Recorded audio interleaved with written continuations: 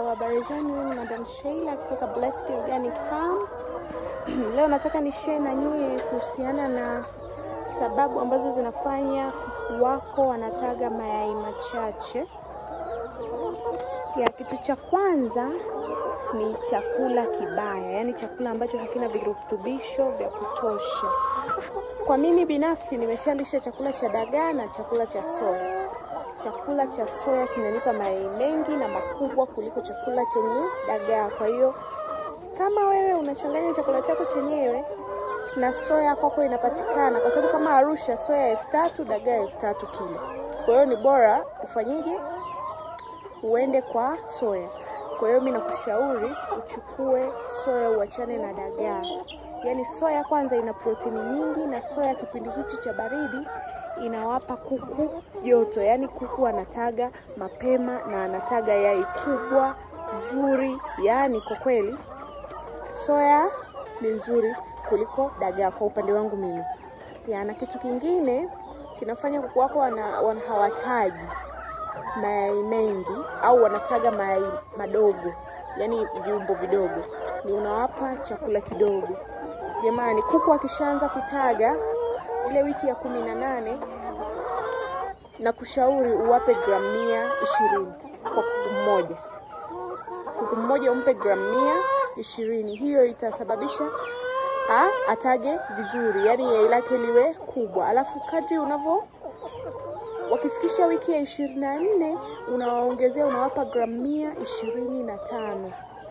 Wakifikisha wiki ya 40 unaongezea, unawapa gramu 130. Wakifikisha wiki ya 50 kwenye kutaga pale unajua ameshataga sana muda mrefu. Pale yani tukisema kuku wako wakishataga mwaka mzima, basi unaongeza chakula, unawapa gramu 135.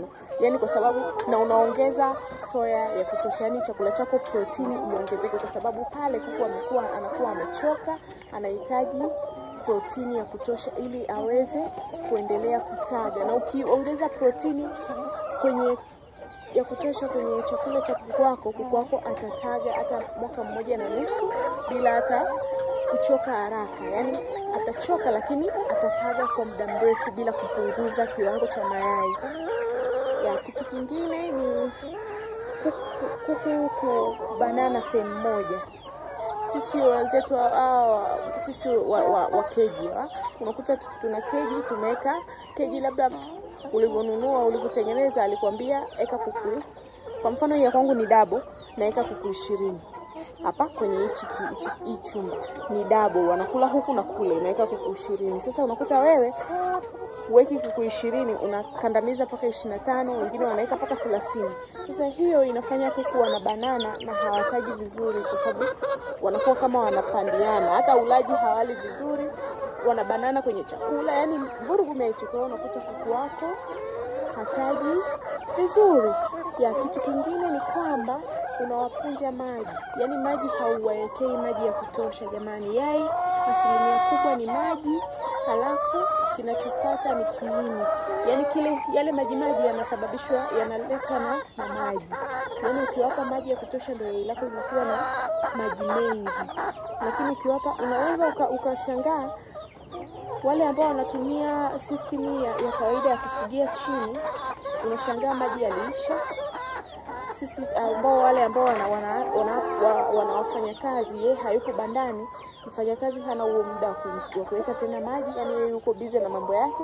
Unakuta maji yameisha, kuku hawana maji hata masaa 5 au masaa 3 paka, yani wale ambao wanalisha asubuhi na jioni, maji ya asubuhi yakiisha yale, mtu haingii bandani tena mpaka aje kupa chakula cha jioni ndio anakumbuka mambo ya maji. Kwa hiyo hicho nacho kinasababisha kuku wako wasitaje pia vizuri.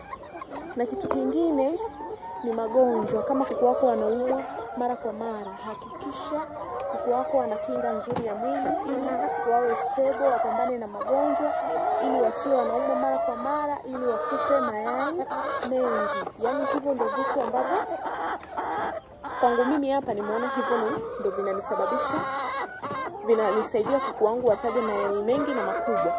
Ya ndo hayo tu wapendwa. Kama mnapenda channel yangu, msisahau ku-like, kusubscribe, ku-comment, ku-share, na ukisubscribe usisahau kubonyeza kale ka kengele ili upate notification pale ambapo nita-update video yangu mpya. Ya karibuni sana, na wapenda sana. Mungu awabariki na awatangulie kwenye ufugaji wenu.